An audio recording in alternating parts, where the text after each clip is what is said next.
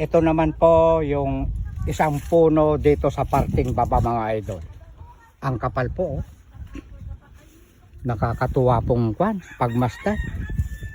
Oh. Malapit na itong kwan nilang harvestin. Magmaniba lang mga idol. Oh. Ang kapal po. Ang saya-saya. Uy, ano ba yun? Soha ba yun? Ano kaya bilog-bilog na yon? Lukban sa Ilocano. Ah, hindi. Oh. Hindi ko po alam kung anong pangalan po nito. Ayan. Napakaganda po. Dito sa lugar nila mga idol. Sana meron din akong mabili na pagtataniman ko rin ng mga ganito. Oh, ang sabi ng aking kaibigan, mag-video raw ako rito. Ayan. Napakagaling mong mag-alaga, idol ko.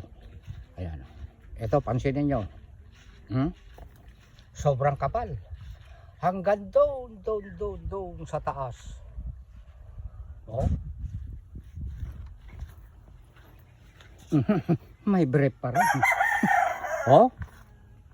Alam niyo mga idol, itong ganito, kung ito ito ba yung manggang kalabaw? Ah, basta mangga. Masarap po ito na inihaw na dalag o kaya hito. Kakayurin po. Lagyan ng pitpitan ng maraming bawang, mainit na tubig, sa kasili. Oh, super sarap mga idol. Noong kami mga bata pa, maraming bunuan ang aking magulang. Baluy-boy sa Ilocano. Pag pumasok yung isda sa loob, hindi na makakalabas. Ang tawag namin doon, siw-siw. Sa Bisaya, nilagpang. Sa Cavite naman, sinalab. Kwan po, hindi mangga ang nilalagay ng papang namin. Pinit-pit na sampalok. Ayan. Ang gaganda.